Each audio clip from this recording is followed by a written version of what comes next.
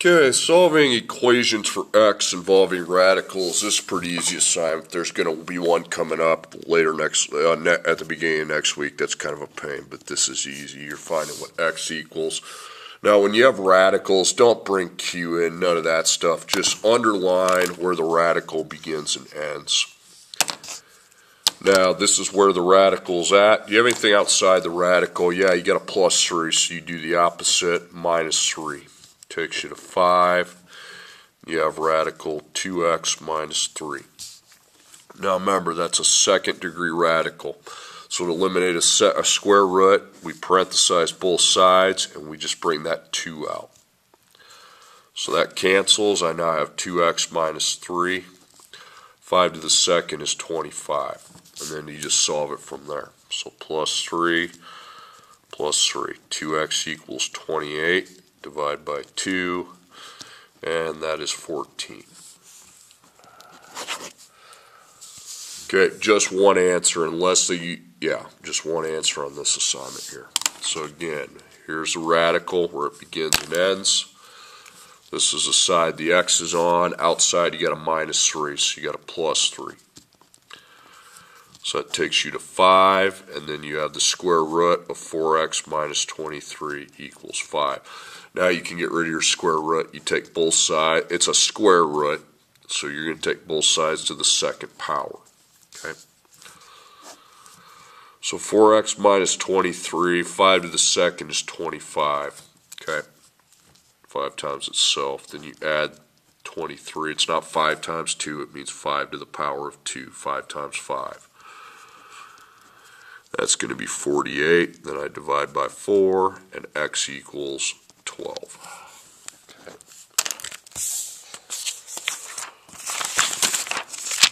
Okay, next, underline where the radical's at. This time you got a couple things. You got a plus 7 and a times 5. When it's in front of the radical with no operation, it means times. You have to get rid of your plus first. That's me putting a 1 there, and get rid of the multiplier second. So first you minus 7. 8 minus 7 is 1. You're not done because now you have to divide by 5. Okay, here I'll show it. 5 times the square root of x equals 1. Okay. So now the opposite of times is divide, so I divide both sides by 5. And now I have the radical all by itself. So just keep that as 1/5. And it's, remember, the radical is a 2 if you don't have it, so you take both sides to the second power. Because I always said the opposite of a second power is a square root. Well, the opposite of a square root is a second power. Those are inverses. They cancel. Now you can do this in your head. What's 1 times itself? 1. What's 5 times itself? 25.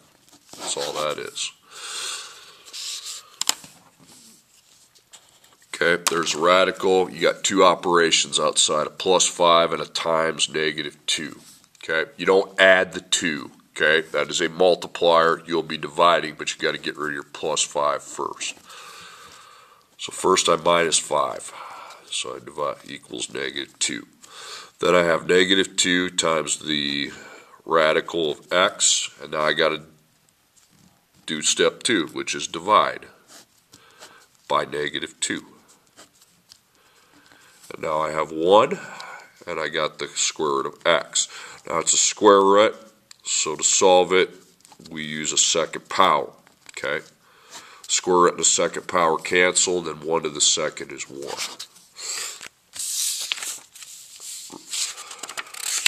Okay, got 4 more. So in the radical, it's a cubed root this time. You got a plus 3, you have another operation, you have a multiplication of negative 1. When you have a negative in front, that's a negative multiplier. So you got to do this first and this second. So first, the opposite of plus 3, minus 3. Takes you to negative 3. And I've got negative 1 times the cubed root of x. Then I reset. Don't add 1, okay? When it has a dot, you divide, okay, by negative 1. That makes that 3. And now I have the cubed root of x. So if I got rid of a square root with a second power, a cubed root, I would probably use a third power, just saying, okay? So So 3 to the power of 3 is going to be 27. That's how it's done. Okay. Next, here's my radical. Don't worry about the degree until you've isolated the radical. So you have a times 3 in front, so you got to first divide both sides by the 3. So that factor is eliminated. That takes us to 2. Now there's no operations outside the radical, so now we get rid of the radical itself. It's a 2 if you don't see it, so you get rid of it with a second power. So x plus 2 equals 4. So I subtract 2, and x equals 2.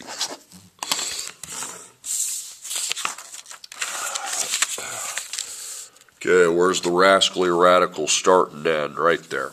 Outside, you got a minus 3, so we need to add 3. No multiplier, so I don't have to divide. So that is 13. So what's equal to 13? Well, radical of 4x plus 7. Now I can go with now I get rid of the radical before I get to the stuff inside. So second. So now I have just 4x plus 7, without a radical or a power. 13 to the second, that means 13 times 13, 169. We subtract 7, takes us to 162, and then I'm probably going to divide.